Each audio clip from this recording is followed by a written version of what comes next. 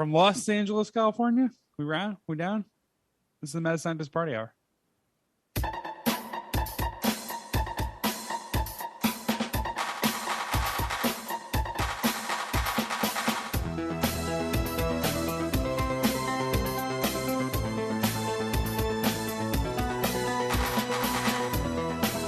Hello there, friends! Welcome back to another episode of Mad Scientist Party Hour. My name's Kevin Kraft, joined once again by a man completely nude from the waist down, dick hard, jacking off, and aiming it right at his own mouth. That's Jeff Clark. I put on the fancy Donatello V-neck tonight. Oh, shit. And transmitting to us from the Eagles Stadium jail cell, the bearded booger-eating bird known as Shuddy Boy. Yo. You should have done the Lincoln Financial Field first aid. Is that what it's called now? Is what? The Lincoln Park Stadium Eagles house? It's always been Lincoln Financial Field. Oh, and that's where the Eagles play the home games? Yes, it is. Gotcha. Yeah. But he went to the nurse's office. Yeah, pretty much. Yeah. Man, yeah, apparently it was a busy weekend for all. Yeah, it is. Yeah, first weekend of November did not disappoint any of us, it feels like. No, remember the first weekend of November. I literally just got home from LAX, just got back from Houston for Skankfest, was there for the weekend, did a little Ellis Mania Skankfest crossover. While I'm watching the fights, my phone starts blowing up from the MSPH text thread of Shuddy Boy being like, guys, I'm at the Eagles game with Dom, and he went to the bathroom about 15 minutes ago, and I haven't heard from him since.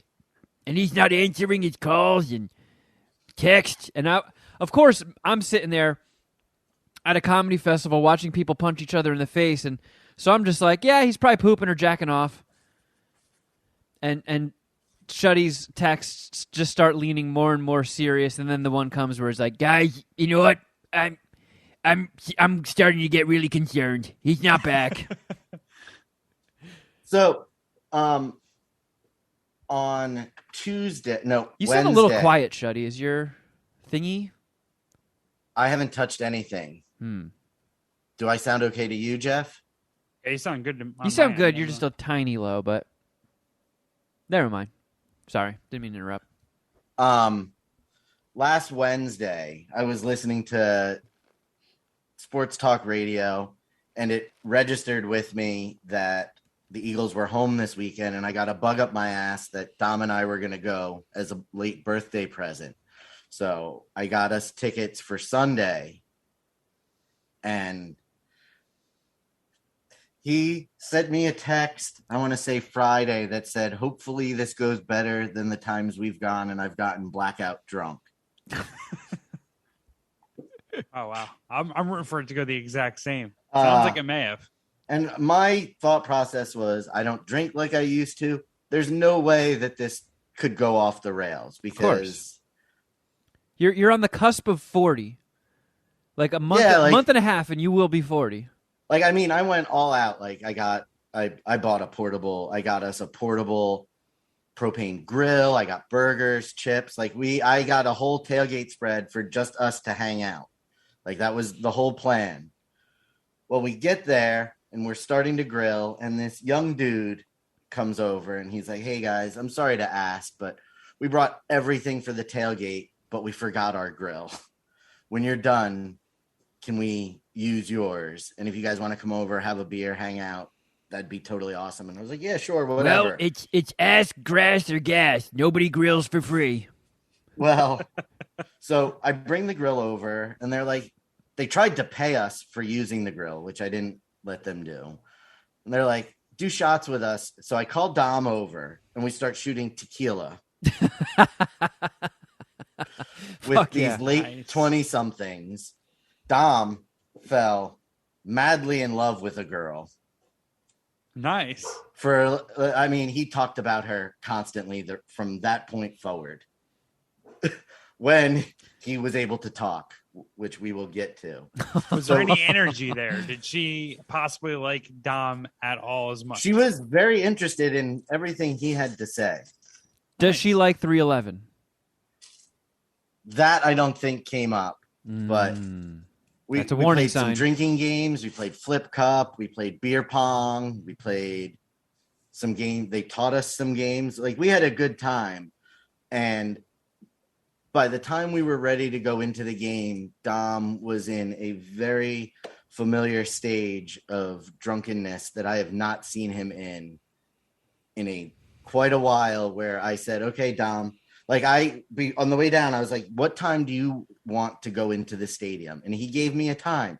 So we got to that time. I'm like, all right, dude, it's time. We should probably start heading in. And he goes exactly like this. He goes, give me 5. We'll leave in 5 minutes. No, we'll leave in 10 minutes. No, we'll leave in 15. I was like, all right, Dom, 15 minutes.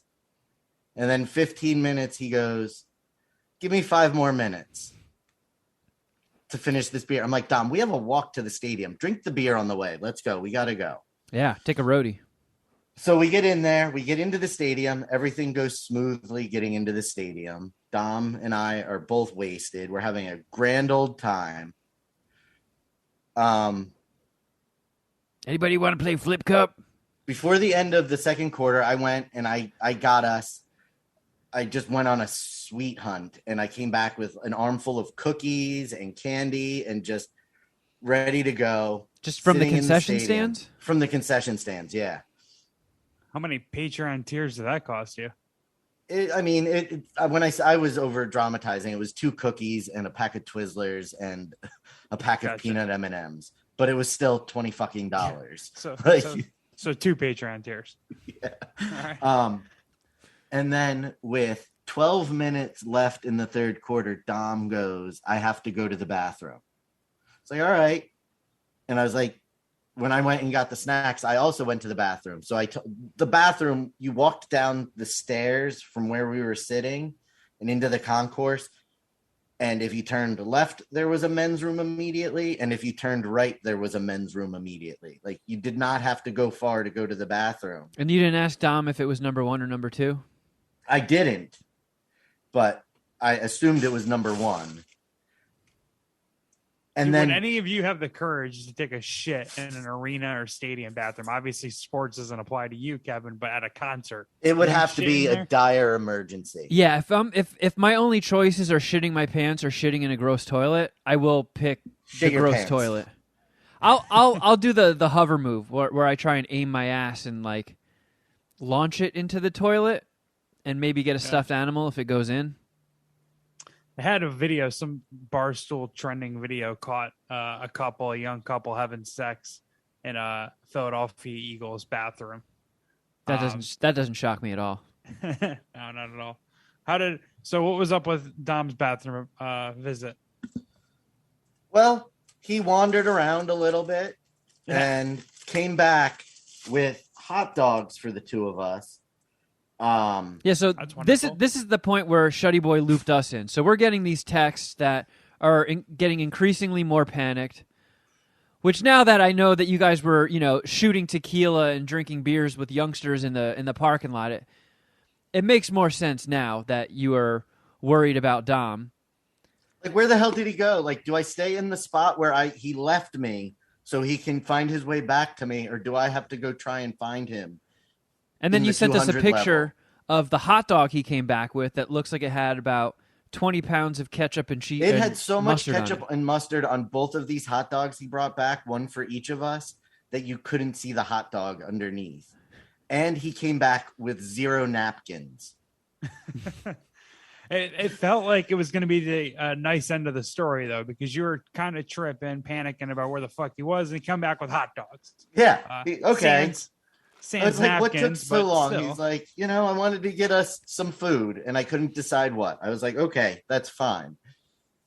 I can So now I'm just picturing like a drunken Dom swaying on his feet at the counter with a line growing behind him, trying to make up what he wants from the concessions. Which I can't imagine there's too many options. There aren't, not from where he went, but enough that it was still probably difficult for him. And then we get into the fourth quarter, He's eating his hot dog. I'm eating mine. I'm watching the game. So I'm not 100% sure what happened. All I know is that what I catches my eye in my field of vision is Dom throwing up.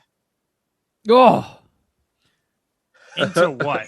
Is he puking onto the He's ground? like, so you've been to football, to stadiums. You know that the higher up you get, the closer together the seats get. Yeah. So Dom is like he's turned, so he's not puking on the people in front of him, but he's puking in the little bit of space between him and me and the seats in front of us. Oh, no. I'm like, he's drunk and puking. Like, I just automatically, my first reaction is to like put my hand out and make sure that the vomit doesn't go on the people in front of us because my friend is so drunk he's puking. And then I realize he's choking on his hot dog. choking. And he catches his breath. He's very panicky. He's hyperventilating. The crowd around us like scattered like cockroaches when you turn the light on because he's and Did he make any noise that resembled his cough? no, because I think he was so embarrassed at first. He was so embarrassed that he was trying to not let anybody know what was going on, but like water was just like pouring out of his mouth. Okay, like, so and like hanging from like spit globs. Like it was just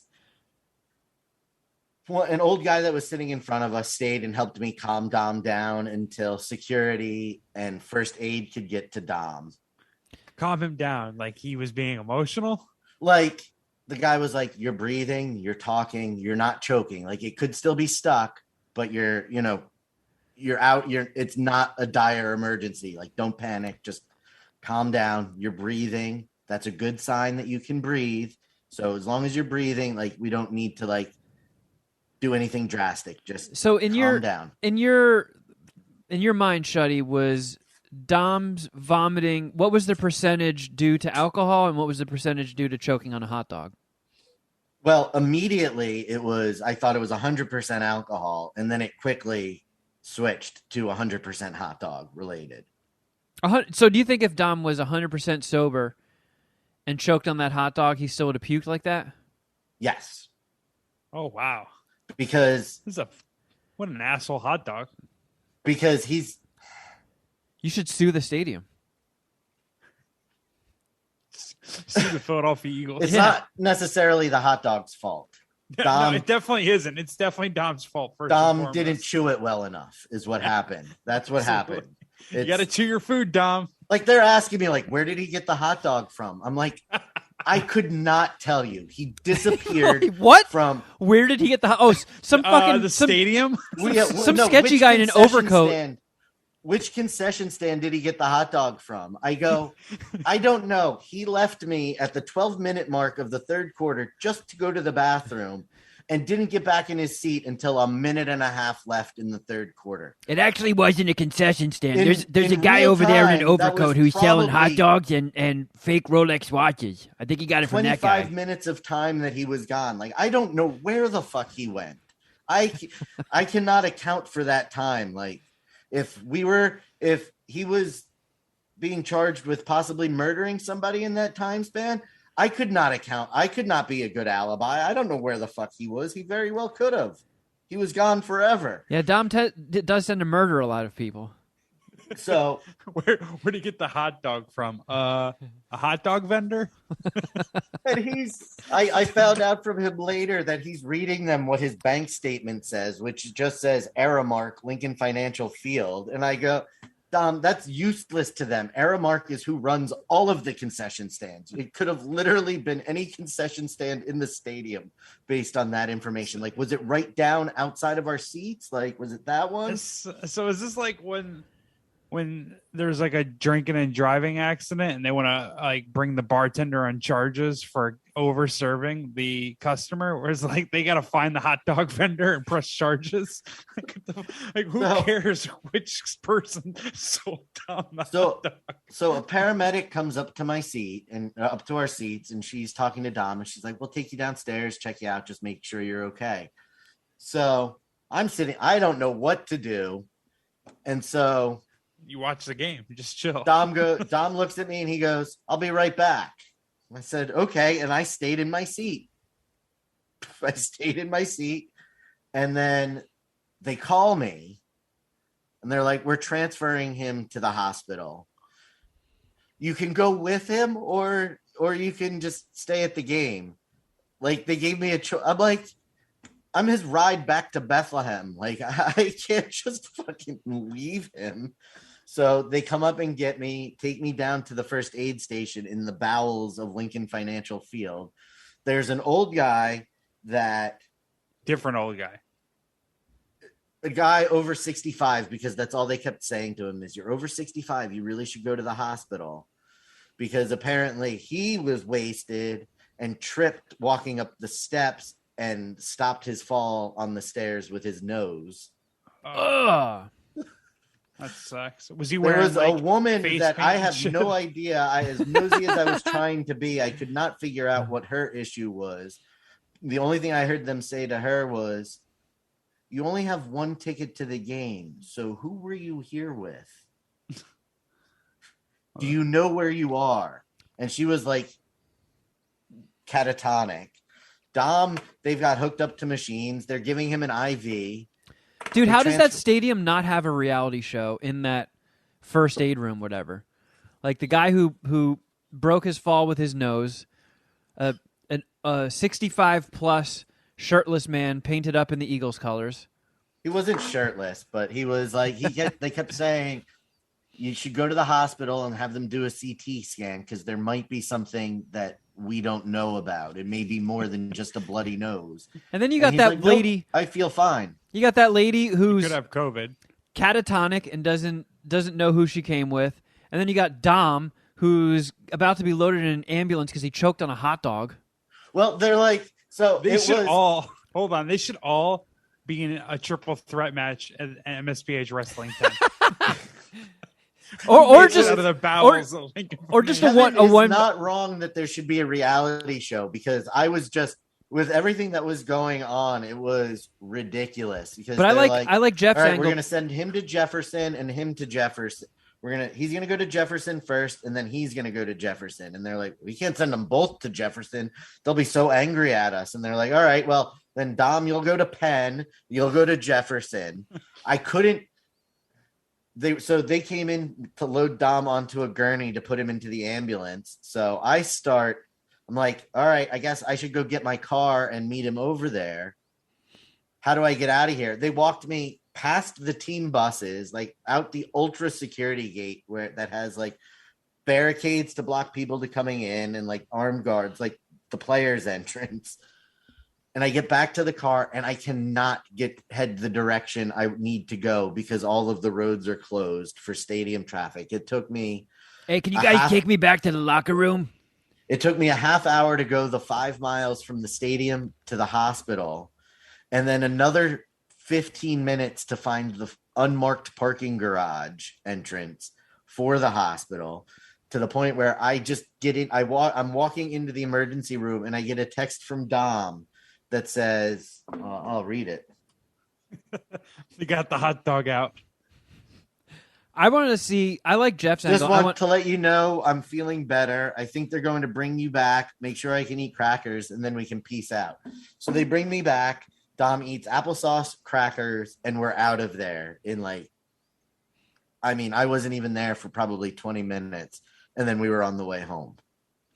I like Jeff's idea of working this into MSPH wrestling. Maybe we can just get a 1v1 match of Dom versus a hot dog. Apparently Dom had, I wasn't there for this. And only submissions win. But had lost count anywhere. Lost his temper with the nurse to the point where the doctor had to ask him if there was a problem. Oh my God. Listen, sir, it's not the nurse's fault. It's the hot dog's problem. Because All right? apparently somebody had told him. I wasn't in there for any of this. Like I had just come into the room after all of this happened and Dom was settled down. But apparently somebody told him that if he has to throw up in the bag that they gave him so they can see if he passes the hot dog chunk so they don't have to. Because the reason we went to Penn was because they have a GI specialist in the ER. So they were thinking they might have to put a camera down and then pull the blockage out. So Dom still feels like he's throat pregnant with a hot dog tip. At that went on his way to the hospital. Yes. Good fucking Lord. He coughed it up into the bag and apparently showed the nurse because that's what somebody had told him to do. And the nurse's response. How do I know this is the same hot dog? No. This could be a different hot dog tip. Was, ew, that's gross. Which set Dom off to where he spiked the bag of vomit into the trash can.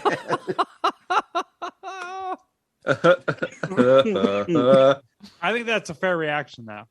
Come on, you're a nurse. You see gross shit all the time. How bad was it? And I love that bad was it? Dom was offended by her being grossed out by his hot dog. He was like, I was told to do this, but if you don't want to see it, I'm not going to fucking keep it. How dare you? This is a beautiful hot dog tip. Apologize. Apologize to that hot dog. It's like if you get shot a few times and you save the bullets afterwards, you got to save that hot dog. Keep it on your mantle. Yeah, like bronze it and make a pendant out of it. Yeah, this fucking thing tried to get rid of me, but I outlasted it. Yeah, engrave like nothing to lose on it. Oh, man. Oh, shit. Well, Eagles lost, too. So, yeah. Shitty birthday for Tom. Yeah, maybe next year you guys should just go to Chuck E. Cheese. And he didn't get that girl's number, I'm assuming. No. Oh, poor guy. Poor guy. Full of L's on his birthday. Dom doesn't deserve that. Hopefully he beats that hot dog at MSPH Wrestling. Because right now he's 0-1 versus the hot dog, and then maybe at MSPH Wrestling 11 we could have the fucking final match, the trilogy. Although, how embarrassing if Dom gets tapped out by a hot dog.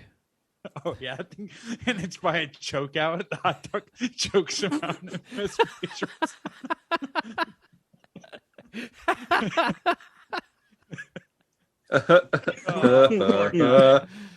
I love Dom. He doesn't deserve this stuff. No, I can't believe our old college antics are still going after poor Dom into his 40s. Well, the Puminati's grateful for Dom not being able to eat a fucking hot dog.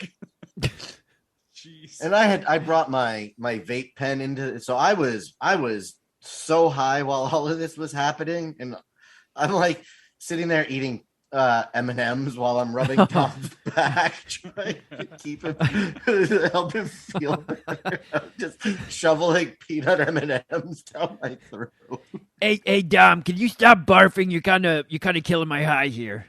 I love that image of you rubbing his back and eating M&Ms.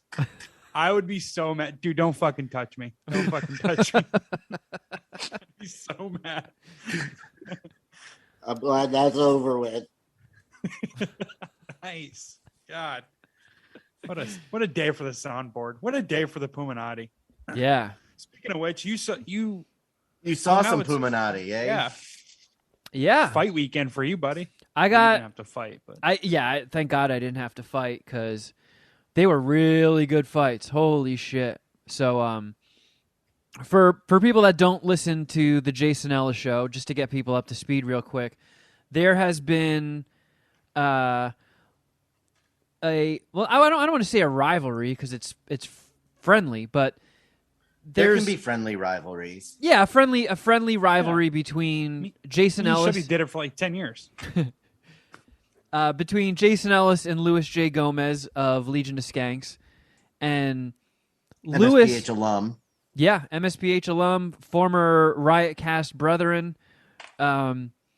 He did a MMA fight against another comedian, Ryan O'Neal, a couple Ellis Manias ago in Vegas, which was incredible. I mean, the two of them had no experience. They just love watching MMA. That was the one we were at, right? Yeah, and I don't know about you guys, but I definitely had a head full of mind-altering substances while watching that fight. And As did I. The only thing I really remember about those fights is we were seated about 4 people away from Steve Ranzizi in the VIP section. By the way, saw him this weekend.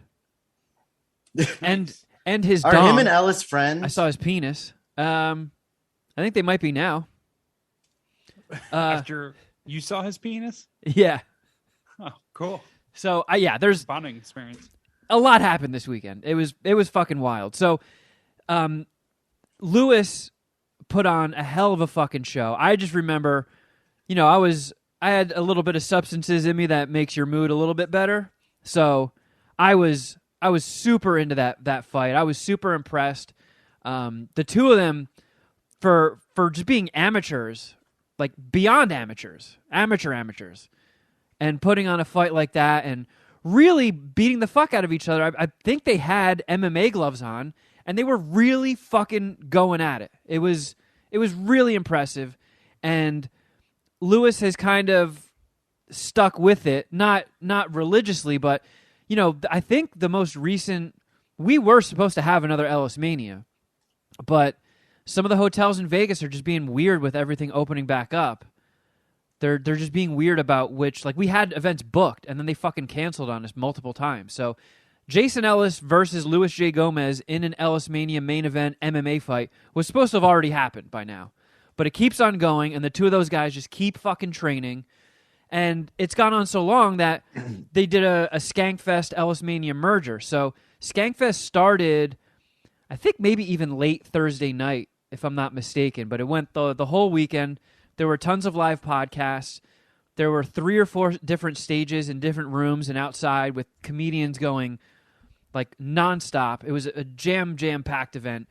And on Saturday and Sunday, they had a boxing ring built outside where they did Ellis Mania fights. And yesterday, Lewis and Jason were in a musical chair fight where there's like 6 fighters and 4 chairs. When the music stops, everybody rushes to sit down. The 2 people left without a seat have to box for 1 minute. The loser's eliminated, and it just keeps going until there's a winner. And Jason and Lewis have wanted to square off for a while, so they were like, okay, here's the deal. It's going to be a stacked deck. Jason flew out actual pro fighters, and even a guy that was in the UFC, Alan Jouban. And Jason and Lewis were in it, and they were like, okay, for the first round, we're just going to go to separate corners, and when the music stops, all the pros sit down, and we just square off for a minute. And it was really evenly matched, like surprisingly even. I mean, Jason definitely had the upper hand, but Lewis did way better than I thought he would. So, I mean, it feels like in that situation, the person who loses and is out of the musical chair fight is the real winner. For sure. Exactly. It feels like punishment to then have to go against actual MMA fighters. Yeah. Winning that first fight. Yeah, I might take a dive, actually. Yeah. So Jason did beat Lewis, and that means Lewis has agreed to get a Wolf Knives tattoo, which is kind of funny. And if Jason lost, he would get a Legion of Skanks tattoo. Oh, what actually a good little, I don't know, prize or stipulation. It's pretty good. But the fights were Luis sick, J. man. Gomez, he like if there was betting odds on this, Ellis would have been a huge favor, right? Because he's got like a lot more experience. Yeah, Joe Rogan bet $1,000 on Ellis. Oh no shit! Yeah, I saw Ellis Against tweet Ari about that. I Shaffir. didn't know how literal that was. Yeah. Okay, cool. Well, hey, he made Ari some money. That's cool. But you said Lewis actually he put made together a Joe good Rogan fight. money. Oh yeah, Lewis had good head movement. He was dodging shots. He got a few in on Jason. It was, I don't know, that dude's got heart. You know, he's a hustler. He's a tough worker. You know, I mean, we knew Lewis back when we were, just starting on Riotcast and shit, and then he stopped doing Hammer Fisting, the MMA show on Riotcast, and started Legion of Skanks, and that just exploded. And I've never been to a Skankfest, but I always see pictures from it and see who performs there. And the video clips, and being there in person it's a very, very well run event for the style that they have.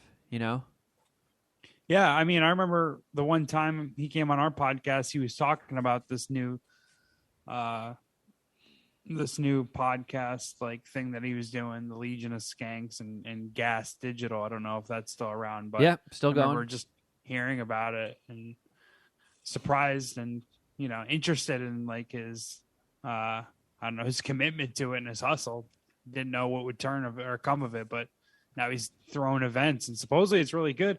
Tim Dillon tweeted out about it and said that it was an awesome event. Was he there? I didn't see him. So right. I didn't actually go to a lot of the events there. I was there for the fights. We did a Jason Ellis show, taping in front of a crowd, and which I'll get into in a second. I went to the Naked Roast. So there were, like, the biggest name comics were, like, Bobby Kelly was there, Jim Florentine, Bob Saget, Doug Stanhope, Gilbert Godfrey. I'm sure I'm forgetting a bunch of people, but there was a good lineup. There was a ton of live podcasts. Steel Panther performed, that like 80s hair band parody group where they just do funny songs as 80s hair metal songs. Were they good? I'm not familiar with them. They're good. They sound like Poison, but they're active today, and they just do songs about like hooking up with fat girls, and like it's almost like Nice. if Bloodhound Gang was a hair metal band. Steel Panther. Yeah. But I mean, yeah, there was so much happening. It sold out really quick, and Lewis, like, they did multiple Legion of Skanks podcasts, stand up, roasts. Lewis was the pinata in the pinata fight, both Ellis Mania days, Saturday and Sunday, and then he was in the musical chair fight. And then they did like a roast of Lewis to cap the whole event off on Sunday night. He was just nonstop working. And on top of that, anytime like myself or Jason needed something, he was like our point man. Dude fucking never stopped to take a breath. It was crazy. Damn. Like, him and Big J Okerson were just had everything worked out to like a T. It was fucking nuts. That's impressive. Do you think any of this, like, I don't know, affected him in the fight with Ellis? No. Do you think it was like a fair competition, right? Because how I was envisioning or expecting the bout to go would be like an actual like fight, like a prize fight. I don't know, 3 rounds, 3 minutes. No, this was either way. You think we got enough, and it was a good fight regardless. It was a good fight. Jason also was in a bunch of different boxing matches over the weekend. Oh, okay. So the both of them were doing some physical stuff. After the 1 minute round that the two of them faced off in, the crowd wanted like another round, but they were both pretty sweaty. Like it was kind of hot out, and they're in the sun boxing. Like 60 seconds doesn't seem like a long time, but as somebody who, I'm clearly no athlete, but I've boxed in quite a few Ellis Manias, and 60 seconds feels like 45 minutes. It's insane how winded you can get after 60 seconds. Absolutely. Boxing 60 seconds is unlike anything else. So they did another 30 seconds just to clear up, because it was close, but Jason clearly won. But okay, so I don't think you guys have been to a couple Ellis Manias. I have never seen this much blood drawn. There were people that signed up on the day. Like, oh wait, there's boxing going down? Yeah, sign me up. I'll participate. Like fucking bloody mouth guards. Someone got out right when they got out of the ring, puked. Oh no. Pull the Dom, huh? Yeah. Ate a hot dog.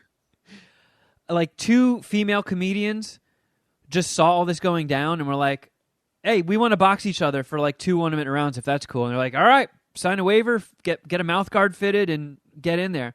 And then we found out afterwards, one of them had been tripping on acid for 4 days. Oh no!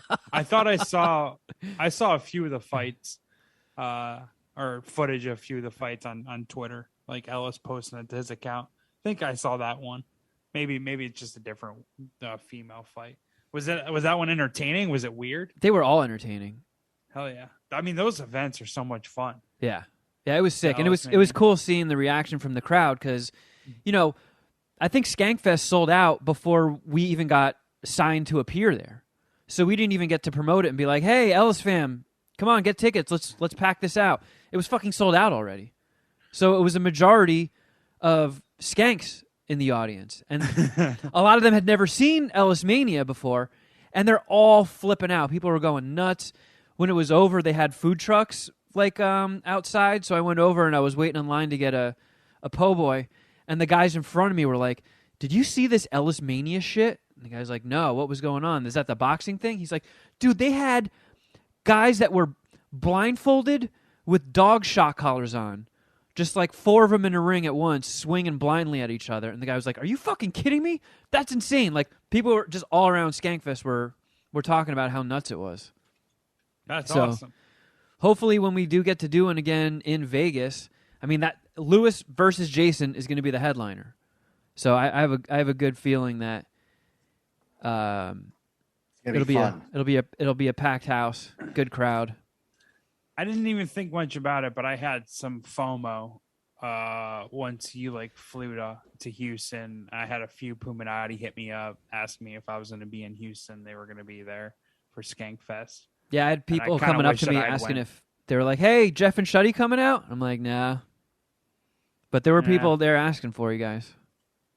I wish that I had went. I guess I didn't even really consider it too much until you actually the week of. So, but still, there was a decent amount of Puminati that turned out, even though the tickets were sold out. Yeah. Huh. I wonder how much of the Puminati and Skanks overlap there are. Obviously not as much as Ellis Fam and Puminati. I mean, they're pretty much just overlapping fully, but that Venn diagram, there's a very small area that they don't overlap. Yeah. I mean, some of them just like Kevin and hate you and I, but according to that one exit survey. Well, if it makes you feel any better, there are people that listen that hate me and just like you two. Yeah, did they go up to you in person and tell you? Because that would make me feel better. I think I've gotten words gotten to me. We're the funnier guys in your podcast, Kevin.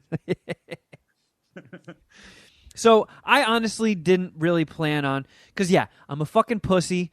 I got my second vaccine shot 7 months ago, so in theory, my antibodies not all that strong. So I knew there was not a fucking mask to be seen in Houston. Of course not. I saw I saw one person wearing a mask, and it was the fucking guy that mugged me. So I'm just like, you know what? I'm gonna, because I have to go to in less than 2 weeks. I'm going to Jersey for my cousin's wedding, and some of my elderly relatives are going to be there. My dad, whose health is declining, is going to be there, and I really want to see him. And I just don't want to get it and not know it and bring it there and, get my dad even sicker, get my grandma sick. So I was trying to play it a little bit safe. So I really only had plans to be there for when Ellis Mania was going on and when we were doing the Jason Ellis show. And then when Jason was going to be doing the Naked Roast, so he was a judge. Lewis asked him, hey, do you want to be a judge on the Naked Roast and be naked? Jason was like, sure. And that was the end of it. So when Jason mentioned that to us, we were like, so what happens in a Naked Roast? What are you going to be doing? He's like, oh, I don't know. We're like, maybe you should call Lewis. So he calls Lewis and gets brought up to speed. Doesn't make you wonder, how do these conversations happen? The first thing that you responded with wasn't, well, what's a Naked Roast? No, because Jason's also a hustler. If you're like, hey, there's some stuff happening at this comedy festival, would you like to partake in it? Jason doesn't ask questions. He says yes.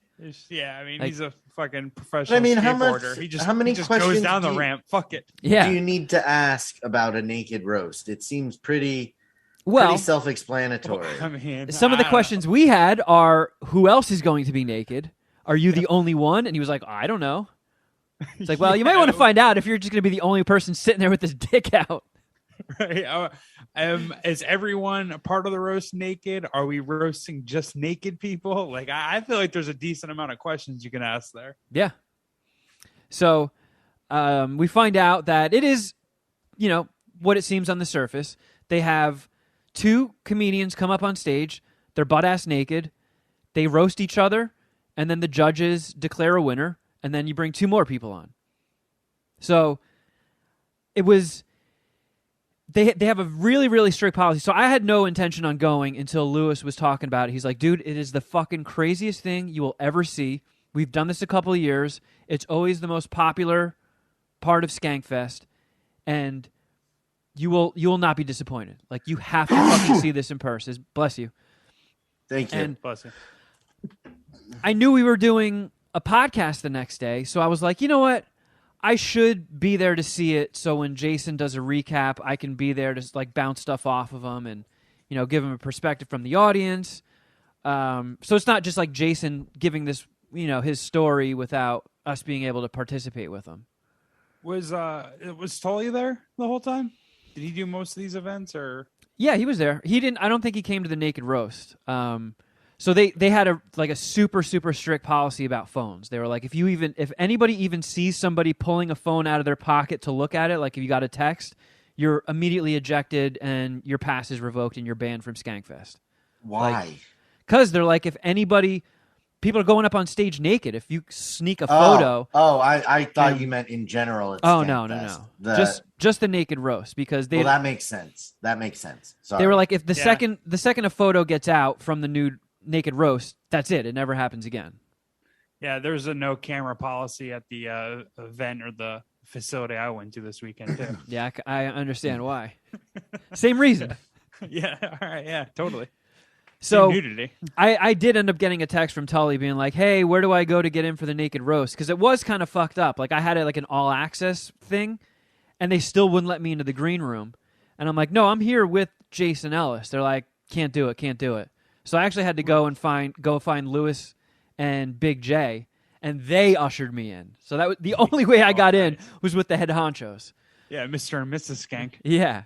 So Jason, like the UFC fights were that night. So we're in the artist room just watching the fights over Jason's shoulder on his phone. And it gets to the point where they start ushering us out. And Ari Shafir comes out and introduces it, and he's got his nuts hanging out of his pants, which, gigantic set of nuts. Like, I'll give Ari props. They were enormous. That tracks. Lumpy, but enormous balls. Lumpy. All right. And he's like putting his leg up on the monitors, stretching and stuff with his nuts hanging out of his pants. And then he brings up Zach Amico, who is like a Legion of Skanks regular. He's homies with those guys. He's like a stand-up comic, but also big into trauma movies. I think he's even been in a couple. He's into wrestling and backyard wrestling and that kind of shit. It's kind of like a wild guy. I had a feeling that name sounded familiar. Yeah, it's definitely a name I've seen before. I don't know much about him, though. So he has his dick pierced with a big, thick fucking hoop. He was in the Nukem High movies Dom and I did on Yeah. What the Fuck Did I Just Watch? So he hooks a rope up to his dick ring, ties 2 beers to it, and had people from the audience come up and try and no-hand chug them and have a chugging contest. That is fucked. Then they introduced the judges, one of whom was Steve Ranazizi. So he comes out, the other guy comes out, whose name I forget, and then they introduce Jason, and Jason walks out with his missile dick, and the whole room falls silent. Nobody knows what to say. And then for 5 minutes, it just turns into jokes about how they're going to have to build a bigger stage to accommodate Jason's dick. And oh, wow. He's like that well hung? Yeah. It stole the show? Yeah. Yeah. Is this like well known in I'm sure it's well known in the Ellis fam, right? Yeah. Gotcha. But it was like a show-stopping moment. Like, it took a minute for everybody to like regain their composure to move the roast along. It's the kind Did of guy Jason who come walks out into a room completely naked, or just Donald ducking it? No, completely naked. Nice. So it's, that Moneyball scene or line where he's like, yeah, it's the kind of guy who walks in the room and his dick has been there for 5 minutes. pretty much, yeah. Yeah. So at this point, like, I kind of knew what I was getting into. Like, I knew it was going to be a bunch of dudes. Lewis said, like, yeah, I think there's one or two girls, which when it's said like that, it's like, oh, that means there's no girls. Yeah, it's like our page. It's like our Slack. Yeah. So yeah, we got a girl. it turns out there was one girl who did perform and went up and was fully naked, and another girl who came up and she was in, like a thong panties and had electrical tape crisscrossed, blurring out her nips. Which they boo her. Yeah, she got booed for sure. Yeah, absolutely. You have to. And I'm like, okay, if you are a comedian and you're about to engage in a roast battle where you're taking the deepest of digs at your opponent, you're going to have a decent amount of meat swinging, so that is not the focal point of all the attacks. I have never seen more needle dicks in my life. It was insane. I can't believe these people went up there hung like that. Like, I'm talking tic-tac dicks. Like, there was like a pee hole and a little bit of head just sticking out of a gunt. That was most of the dicks in this roast battle. And my jaw hit the floor. I'm like, that's what you showed up with. It's like showing up turtling. Showing up to a knife fight with one of those little drink umbrellas from Benihana's. So, of course, everybody's making little dick jokes, but it's a little dick guy making a little dick joke. It was insane. Like, Lewis was right. I've never seen anything like that. The roast jokes were pretty solid. Are they regular stand-up comedians? Because everyone's... Uh-oh. Oh, hold on. Something just went wrong. Very wrong. Can you guys hear me? Yeah, but it sounds like you're coming through the laptop speakers. It's awful. It keeps switching back and forth. All right, that was normal. Is it still good? Yes. Yeah. Fuck. I don't know what that was. Oh. So I got the impression that they were mostly local Houston comics. I mean, still, everyone says like the most humbling experience you could have is going on stage and trying to make people laugh doing stand-up comedy. So that with your tiny dick out, like what kind, like you must have like, I don't know, like if you're one of those people, you must have the thickest fucking skin or just like, I don't know, a crazy ego somehow.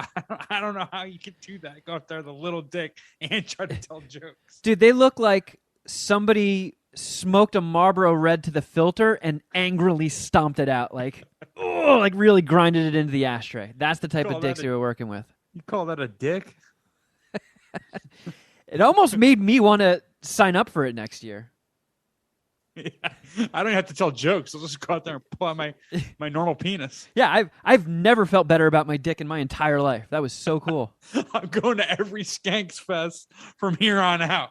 Are you kidding me? This one guy comes out on crutches. And everybody was overweight. So it's like this fat guy comes out in crutches and had units. Like a little like micro mushroom dick with a string tied around it. So this guy must have broken his leg. His leg from the knee down is in a cast. He's trying to get up on stage, tumbles over. Another naked guy has to come over and help him up. It was absolutely Sounds fucking hilarious. insane. It was hysterical. It sounds hilarious. And on top of all that, fucking Zach Amico, this maniac, invites people up on stage to, and Shuddy Boy has seen me get to this point, but has people take dollar bills and use a stapler, a hand staple gun, and staple all these dollar bills to them. And he let the people pick where they wanted to staple it. And the first guy does like his chest, second guy does like the side of his gut, and then this motherfucker comes up and staples it right into his neck. And then the next person, all in his forehead. Just staples, click, click, click, click, like onto his forehead. And then was it like a gun or like a classroom stapler? It was like one of those square silver handheld ones with like a trigger that you squeeze. Ah, fuck. Yeah. Yeah, it was nuts. And then he topped it all off with putting his dick in a rat trap. Oh, you've talked about doing that. Yeah, in the Wait, early days. I feel like you've done that before. You haven't? I haven't. So in the early days of MSPH, I was trying to get people to leave us reviews on iTunes, and I said if we hit 100 5-star reviews by episode 100, I would put my dick in a rat trap. And thank God we didn't get enough reviews, because I remember I called Dr. Steve and I was like, look, be honest with me. Is this something that's going to be just really, really painful and suck, or could I like do some serious damage here? He's like, a rat trap to your dick, if it busts like the blood vessels or some shit, you could have a dorked dick for the rest of your life. Like, it'll snap it, and then you'll have an L-shaped Tetris piece dick. And that would have been perfect for the naked roast. That scared me enough to the point where I was like, oh, thank God we didn't get enough reviews in time. That was also something we were going to do at a party of Dom's, but April hid the trap from you and I. Yeah, that might have been a mouse trap, which is significantly smaller. That is true, but I'm pretty sure I could handle my dick in a mouse trap. But a rat trap, I'm surprised it didn't snap fucking Zach's meat straight off. There was a girl in front of me who started like screaming, and she was like, I think I saw a piece of it fly off. I think a piece flew off. Oh, no. One of the two girls in the audience. Yeah, there were a decent amount of ladies there. I texted a picture to Jeff and Shuddy. There was this girl ringside during Ellis Mania who had a Queen shirt on, but it was modified, so it said Queef. I was like, oh, wow. I told you to give her my number. Did you give her my number? I should have given her like an MSPH business card and be like, I think you'll like us. Well, that's what the conversation that prompted me to my response to all of that was, Dom left for the bathroom 20 minutes ago and hasn't come back. Yeah, that's where these two stories converge. Yeah. Yeah. This is the Pulp Fiction moment. This is like the final scene in the diner. So is there any bit of Ellis disappointed he didn't think of the naked roast first? Because that feels like Ellis Mania content right there. It does, but it's maybe it's because it took place in Houston, but we've tried to do naked stuff before, and the venues always put the kibosh on it. In Vegas, really? Wow. Yeah. No shit. I mean, I've been to Vegas multiple times for the AVNs, the fucking porno awards. And you're naked there, right? No, you are not allowed to get naked. They have staff members in the convention hall. You can walk around with pasties, but the second one of the porn stars shows any sort of nudity, they get ejected. Oh, wow. They get Skankfest red carded. It's like you pull your phone out at the naked roast. That's crazy. You would think Vegas, if there was any place that'd be cool with it besides maybe Florida, it would definitely be Vegas. Yeah, Sin City has a problem with nips. Weird. Who would have thought? Yeah. So how many Skankfest dicks are you sucking? I mean, I had a fucking great time. I didn't really get to see any stand-up. That's a bummer. But I know. It was the way it was organized was just, it was impressive. It was a tight ship. There was a lot happening, a lot. And it all went off without a hitch. You know, I was in touch with the audio visual guys, like, you know, behind the scenes shit, and they have all these people doing podcasts there, and they have to handle like recording it and getting them the video of it and getting them the audio files and all that stuff. And yeah, I got an email from those guys with our shit. It's just, really buttoned up, really professional. How do we get on next year's? I think you're going to have to piss in a bong, Shuddy Boy. Fuck. Fair enough. I walked into that one. Poop in it. Okay, you know what? Okay, so I'll throw him under the bus because I don't mind. Arts had a suggestion. What if... I don't mind you throwing Arts under the bus either. What if we filled a bong with lemonade and put a Snickers in it? And we don't try and pass it off as pee and poop. It's just the Snickers lemonade bong hit? I mean, That's way why better would I than the say original. no to that? But see, then that leads there to be some tomfoolery and some Yeah, Arts is gonna piss in the lemonade. yeah, or I mean, you can handle the ingredients.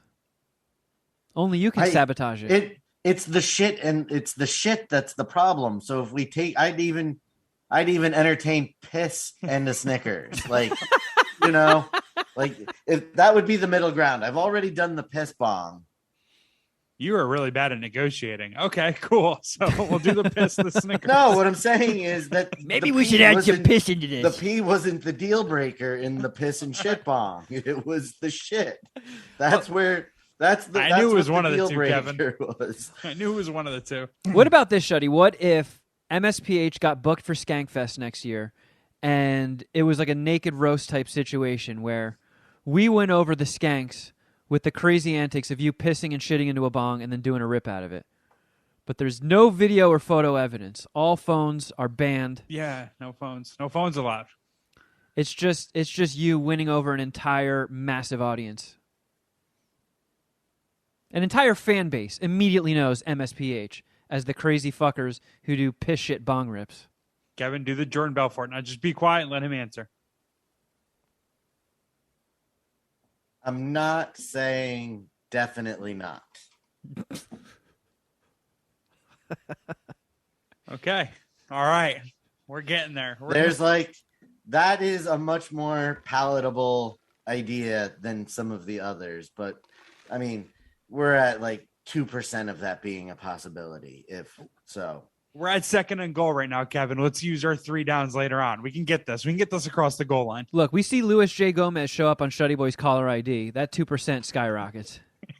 Yeah, we're going to get a win probability up to at least 50.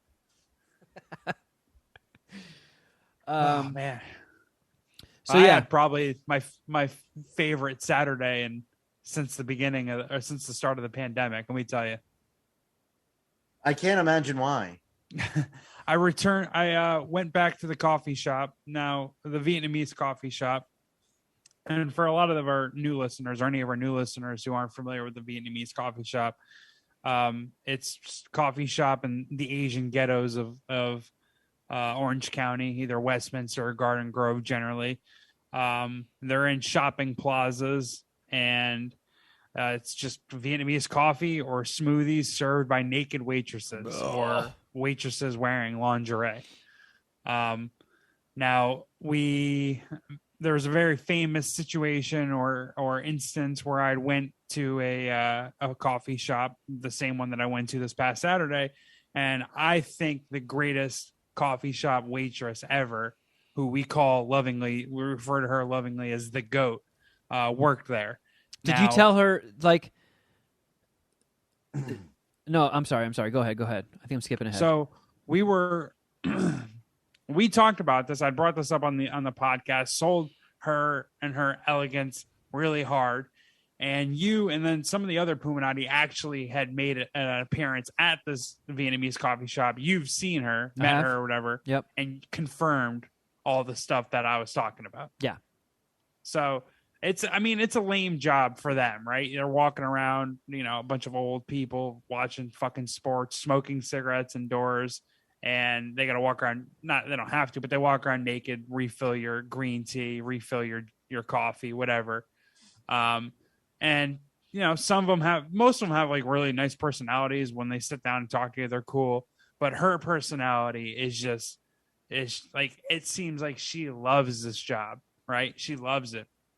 So I really just go there, obviously, for the waitresses, it's cool, the coffee, whatever, but to watch sports, like that's what brings me there. Is if there's a big sports slate or sports day, or if I'm bored, I'll go and check it out. But when the pandemic hit, there wasn't any sports on, obviously, for the first few months. So I stopped going to the coffee shop as regularly as I was. And when I say regularly, I said go like once every 3 or 4 months, right? Then when I returned, she was no longer there. The GOAT was no longer there. And I her elegance, her wonderfulness, I assumed she was just off doing bigger and better things. Maybe she got married, settled down, whatever. I don't know. She's capable of whatever. I'm not putting anything past her, but I held out hope always that I would see her again at one of these coffee shops, but she wasn't working there for the past year or so. So this Saturday, had nothing going on, bunch of football on. Randomly, I was like, hey, guys, talking to my brothers, let's go to the coffee shop. We go there. The fucking goat returned. The goat fucking returned. Me and my brother, Cheech had never met her before. Me and my brother's jaw dropped. Like, oh my God, there she is. Like my heart like skipped a beat. I started like sweating. Like, she came over, were you like, oh, it's you, you're back? I didn't say that, but I did like, oh, like I did like a gasp, like, oh. Did you try to get her name so on days when she's not there, you can ask where she is and see, and like that way, if this happens again, where you go a bunch of times, you don't see her, be like, hey, did the goat quit? I know her. I think her name is Angel. I could ask, but I never did. I don't know. I just felt weird about asking. I don't know why. I mean, there's much weirder shit happening at that thing or at that place. Like, yeah, you're not asking to give her a credit card. Right. I mean, shit. One of the waitresses years ago was telling me how one of the guys bought her a Lexus. One of the waitresses there just telling me how often guys are like trying to FaceTime or take pictures of like naked girls, and they'll call them out. That's kind of the joke about the naked roast thing that I made earlier. So you'll hear a lot of like crazy shit or crazy stories, but I don't know. I didn't want to be one of those creepers, even though I kind of am, somewhat of a regular, not a creeper, but I've been to these coffee shops a whole bunch of times. But man, she did not fucking skip a beat. Now her hair, she dyed her hair blonde, which it's not as, I would prefer she goes back to like the previous like brunette look, but it's all good. She's still smoking hot. She's got piercings on her little back dimples now. Whoa. And she has like a couple more tattoos, but the execution. So she joined a gang. Yeah. I'm a little nervous about the crowd she's running with now, but whatever. I'm sure she can handle herself. She seems to be doing fine in these coffee shops, but her execution, her commitment to her craft, her job hasn't fucking missed a beat. And like she raises the tide and the execution, the performance of everyone else there. So when we got in there and she comes up to the table, she's refilling our drinks and she tells my brother $5 pussy and everything. And I was like, oh no. And my brother goes into his wallet, doesn't have a $5, so he just hands her a $10 bill. And she's like, okay, I'll be right back. And she goes to the back.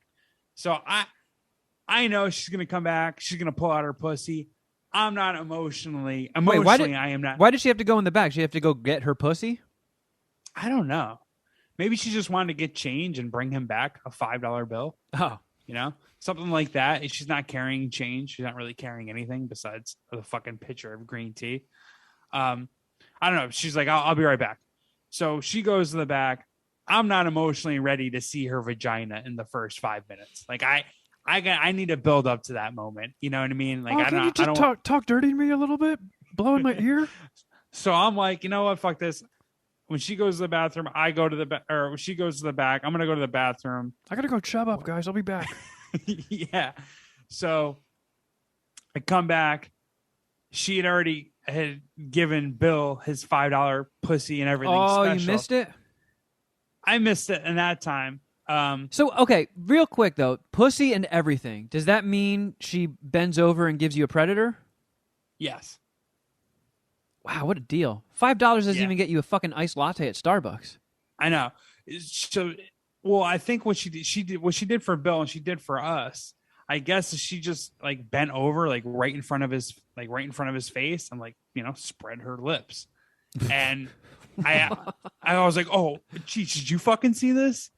And this is what makes the goat the goat. He was like, no, I didn't pay the $5. And like, she did it in a way that really only Bill could see it. I was like, what?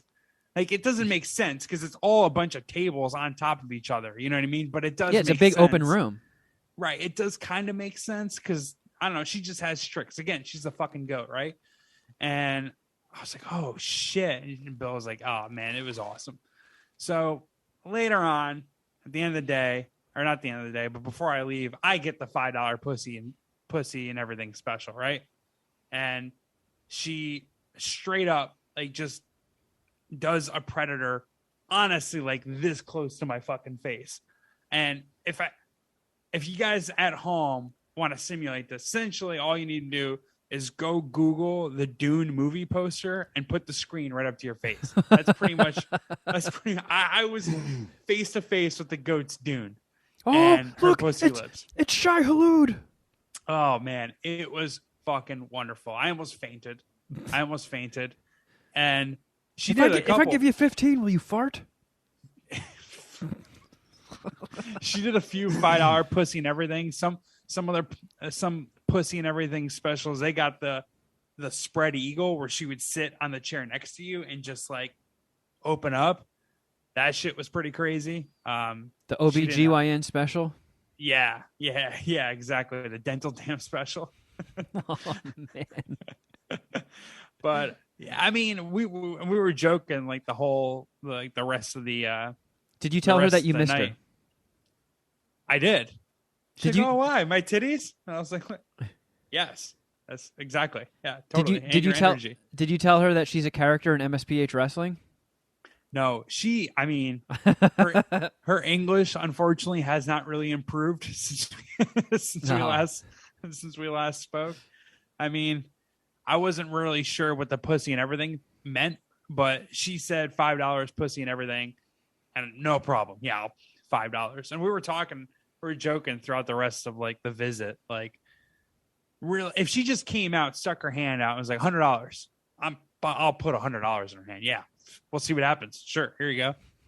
Now what? You know what I mean? Like, if she came out and was like, your wallet. All right, yeah, here's my wallet. What's up now? What are we gonna do? Here's my social security number. Here's the deed to my car. Yeah. Do you need my PIN number for my debit card? Whatever. Whatever you need. Do you have your bills paid for the next year? Kevin, I've never wanted to purchase a human so fucking bad. Oh my God. I want to mean that respectfully, but it's hard, obviously. But man, just like everything runs better when she's there. There's like another girl who's also just a complete smoke show. She also did the Predator to just that because I mean, look, a rising tide raises all the ships. And I probably saw, like, honestly, the most beautiful girl coffee shop waitress that I've ever seen there at this the last time I was there. Even like prettier than the goat. Like, she was like an Asian Olivia Munn. Like an absolute. You know, Olivia Munn's like, Asian, right? A more Asian Olivia Munn. I do know Olivia Munn's Asian. Olivia Munn's half Asian, right? She was like an Asian Jackie Chan. Yeah, Olivia Munn's half Asian. I'm saying this girl was fully Asian. I get you. All right. So, it's just a funny example. I know. Well, I thought about this for a while, and when we were talking about it, I was like trying to make that comp with my brothers. And the first comp that I had was an Asian, like young Catherine Zeta-Jones. And that just didn't feel as accurate. So I feel like Olivia Munn's more accurate. She's just a more Asian version of that. Picture Lucy Liu, but Asian. Fuck you. I actually, I wasn't 100% sure if Olivia Munn was Asian. I kind of thought she was, but whatever. I think the comp works. Well, but what a Saturday. Then I went home and watched Canelo Alvarez fight. So it was a fight night for me as well. It wasn't entertaining people like you and hanging out at the Puminati, but Saturday was fucking awesome. It sounds like we all had a great weekend, so it was nice. First time we all have stories to tell. And again, since probably the pandemic, right? Yeah. For the most part. Stuff.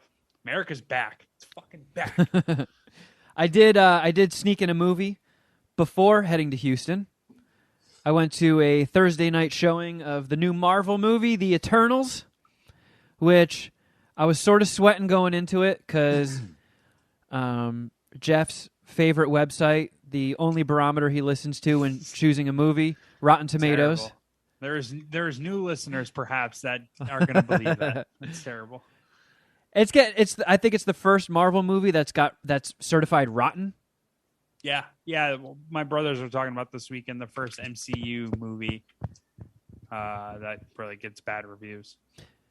Yeah, and I don't know. From the trailers, I was a little nervous because it didn't look very Marvel-y. It looked more fantasy, like I don't know, like Troy or something, or Gladiator. Just it seemed like a whole different vibe to it from the trailer. I saw Nomadland, which was obviously a well-made film, but I didn't like it very much because it was just too fucking depressing and it just made me miserable. So, I mean, Chloe Zhao and an Academy Award-winning director at the helm of it, I was like, well, let's see. I mean, there's a world of difference between Nomadland and the Marvel movies. So let's see what she can do. Wait, you're breaking my brain. So you're saying the director of Nomadland, she directed Eternals? Yes, and was one of the writers on it. Oh, no shit. Yeah. That is weird. But I was also sold out immediately. I was excited for some of the cast. You know, Kumail Nanjiani, finally you love that guy. Yeah, awesome. He got Snow, or Rob Stark, Jon Snow, Angelina Jolie, Salma Hayek. That's okay. Those two castings were weird and made me nervous because a lot of the people that get cast in Marvel movies, I mean, Robert Downey Jr.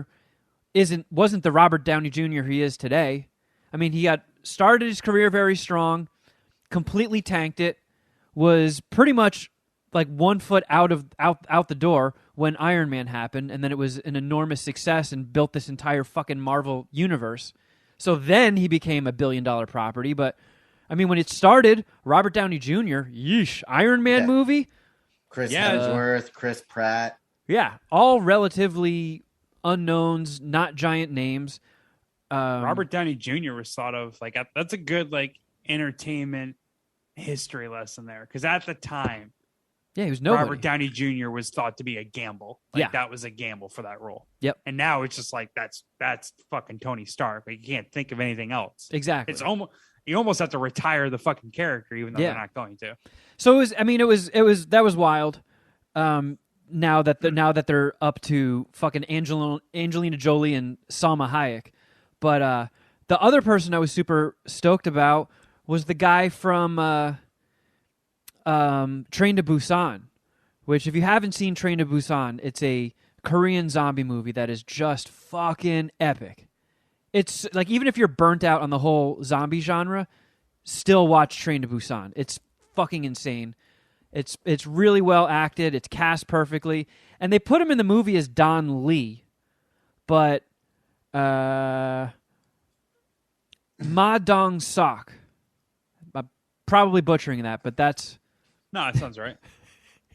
That's how it's like phonetically spelled on his IMDb. I guess that's his like actual Korean name, not his Americanized name that they're billing him as in Eternals. But that guy was my favorite character in Train to Busan, and seeing him in the Marvel universe was fucking dope. So both Rent and I went in with really, really low expectations, and it did start off rocky. It started off just kind of sterile feeling and didn't have the charm of Marvel movies and felt really, really far from being a Marvel movie. And once it finally picks up steam, it definitely got better. The Deviants, which were the race of bad guys in the movie, that was kind of a bummer because they just look like generic CGI noodle monsters. You mean the deplorables? Yeah. So that part wasn't all that impressive, but it warmed up. It got better, and I feel like it got a little bit of an unfair shake. I think it's better than the critics are making it out to be. It already had, an uphill battle because it got review bombed because there's a gay character in it, and apparently we live in fucking Afghanistan where people are triggered by gay people. So people just, without even seeing it, just started spamming review sites, giving it, zeros or ones or the lowest score they could possibly give it because, oh no, gay people. That's interesting. Though. How do you know that? I'm not pushing back. I'm interested. How do you know that? No, it was a whole thing. I did see there were articles about it that Kumail and everybody was.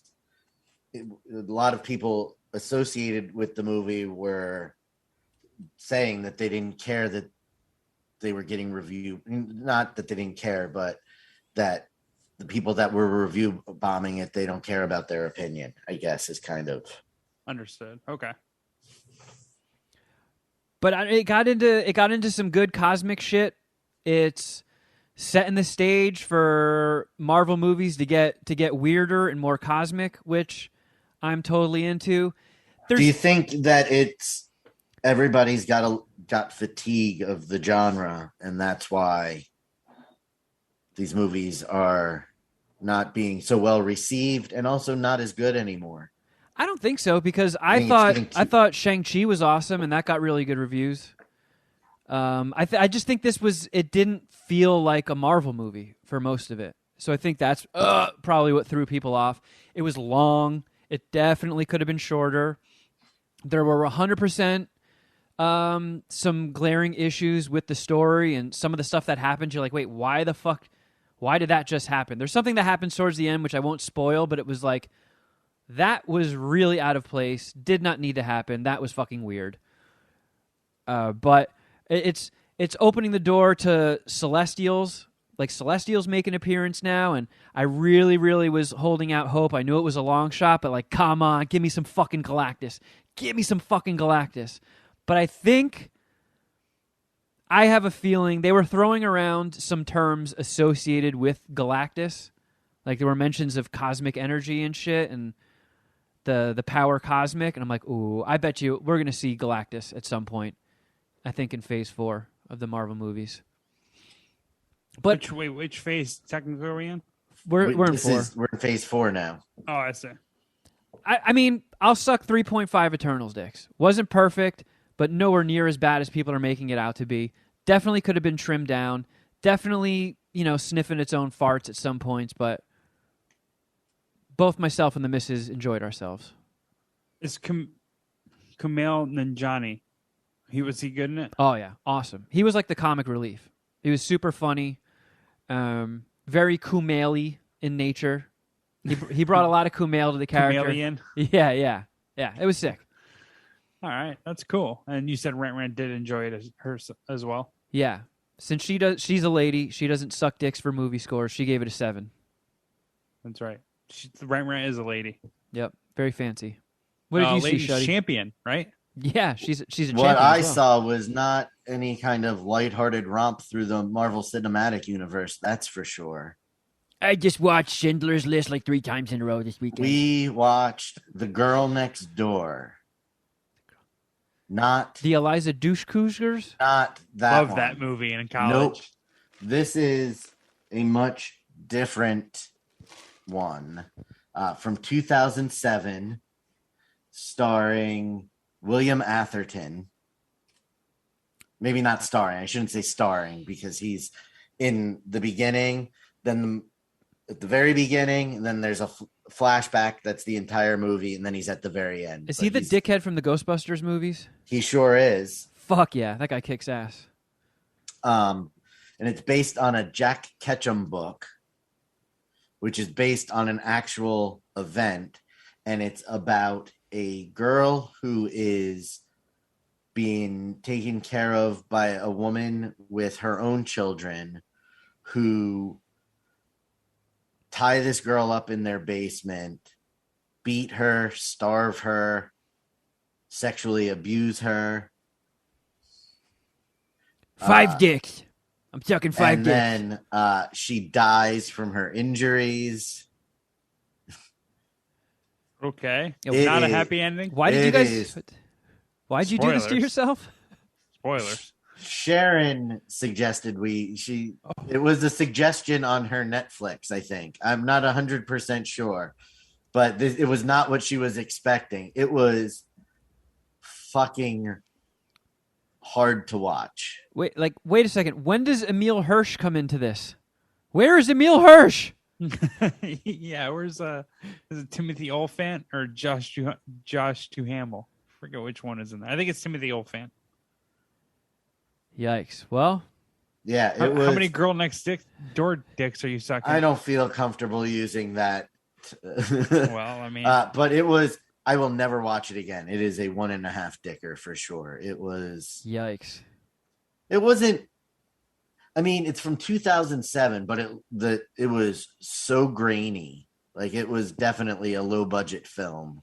Yikes. One of the screenshots on IMDb is a naked woman strung up by her arms in front of like shirtless boys in their underwear. Yep. Yeah. And the guy who played, he was in Breaking Bad. Oh, the Hector Scaramanca, right? Yes. Yep. He gets hit by a car in the opening sequence of the movie, and that's all he's in it. He just plays a homeless guy. like His Meet credit Joe is Black. homeless man hit by car.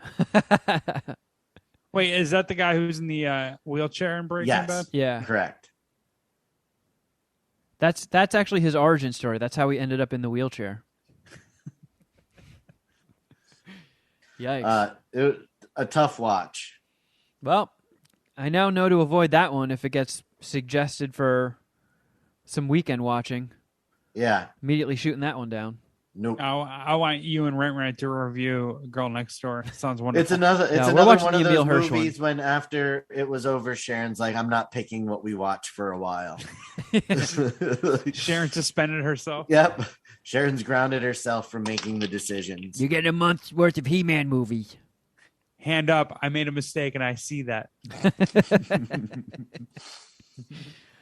All right, everybody. Well, thank you for listening. Thank you for hanging with us. If you need more MSPH in your life, we strongly advise you to head over to patreon.com/Mad Scientist Party Hour. You can get yourself much, much more content. I did get the go-ahead. I've been looking at our Patreon comments. People want more Queef or No Queef, our Deal or No Deal watch-along show. We forgot something. We got a wrestling announcement. That's right. Shuddy, are we going to be keeping you from your nightly duties? No, I know we you're can crunch do for this time. and then go into Patreon. We've got plenty of time. Okay. You know, Dom needs at least 15 minutes. Mad Scientist Party Hour. Breaking news with Shuddy Boy. MSPH Wrestling X. That is the confirmed name for it. X. As in, suck it. We have changed. The date has been changed by management. I had nothing to do with this. To You have December everything to do with 4th at 8 p.m. Eastern on Dom's Twitch channel, twitch.tv/DomV311. Yeah, Kevin's selfish fucking cousins had to get married the original weekend. You know what we should do? We should move MSPH Wrestling X to the wedding venue that your cousins are getting married at, and we'll show them how to put on a real event. Yeah, when they see Dom versus a hot dog, they're gonna lose their shit. There's gonna be a bigger Twitch audience than the wedding audience. I'll tell you that. Management is introducing power rankings for the MSPH wrestling roster. Oh yeah. Power rankings will be revealed prior to each upcoming event. Spoiler alert: I'm in the bottom. As it stands right now, the Snow Bastard Spat, as the reigning world heavyweight champion, is number 1 in the power rankings. Fucking horse shit. The Dragon Jeff Clark, the reigning hardcore TV champion, is ranked number 2, followed by the Bat Dad with his Mr. Money in the Bank. Rant is at number 4 as reigning women's champion. She's only had one match. How is that the case? Because she holds a belt. Oh. I don't know thought how she these things won work. one match to get into the other match. Yeah, she did. Oh yeah, she feel did. like. She won 2. All right, that's fair. But Bonesy, the reigning Canadian champion, is 5th. The Roid Warriors are number 6. Nice. Arts is number 7. He's the number 1 contender for the Hardcore TV Championship. So he's going to be facing Jeff at MSPH Wrestling X. Pooh Generation X is ranked number 8, followed by Curvy Beer Girl and Low Man Chris rounding out the top 10. We've got 2 new matches to announce, which is the best food match, a TLC match, tables, ladders, and chairs, between O'Shitto Sauce and Ronald McDonald. Oh, wow. Throwing O'Shitto right into the fire. Wow. What a big moment for them. And then we've got the Poop Slime Alley parking lot brawl. On God, let's do it. Featuring the $11 trillion man versus Cool Beans Kevin Kraft. Oh, man, this is going to be devastating when I lose to that guy. You have to move out of your apartment. You're going to have to move in a Poop Slime Alley. Yeah, we're going to trade. He gets my apartment, and I have to go outside and do meth and scream in his window. Yeah, we're going to put our shelters on the line. Nigga, I ain't got to catch now. Near fade. Because I caught a fade already. With it. I'm like, nigga, I'm like the fucking trill. If we had more audio chops, we'd have to mix that into his entrance music somehow. And as you might have guessed, based on Kevin's new name, there will be a new ring attire for him. Cool. In Cool Beans' character. Fuck yeah. Man, I can't wait for this event. December 5th? December 4th. Yeah, 4th. By the way, real quick, wanted to throw this out into the universe. I almost forgot. If anybody is looking to do a porn parody of Eternals, already got a name for you. Internals. All cream pies. It's yours. You're welcome, adult film industry. And just one last thing, everybody. Kevin Kraft does have a cameo. Don't forget. Oh, nice. What is the sinister? What's the sinister reasoning of you throwing that out there? Just, I'm about to see what your response time is and maybe bust your balls a little bit, but that's all. I was just thinking of it, and I decided to try and be nice. Yeah, well, a guy can't give a plug for his friend's business. Jeez. On this podcast, nothing comes without a cost. Yeah. There's got to be some sort of lemonade and Snickers involved. I believe there's an Etsy also that you might be able to purchase things from. No listings yet. He does have, if you go to Cameo, he does have a 5-star rating. I give people what they want. Hold on. Unanimous 5-star rating. I've done out of a numerous number of reviews. A large number. I've done freestyle. The biggest number of reviews. The greatest even. I've done freestyles for people. I've done Jeff and Shuddy having gay sex scenarios. I've delivered some news as Droopy. Wow. I'm happy that the audience would suck 5 Kevin Kraft cameo dicks. And me too. KKK. Son of a bitch. So yeah, check us out on Patreon. Patreon.com/Mad Scientist Party Hour. If you want to see the show minus the Easter egg, YouTube.com/Mad Scientist Party Hour. If you'd like to subscribe and check it out there. You also follow us on Instagram. I'm at Kevin Kraft. At Shuddy Boy. At Jeffra Records. And at MSPH Podcast on both Twitter and Instagram. If you want to be a part of voicemails, yay, 201-472-0139. Leave a message after the beep. You got anything else, Shuddy? Am I forgetting anything? No, sir. All right, friends. We'll catch you on the flip side. AKA Patreon. But hey, until next time. Ooh, yeah. Ooh, something.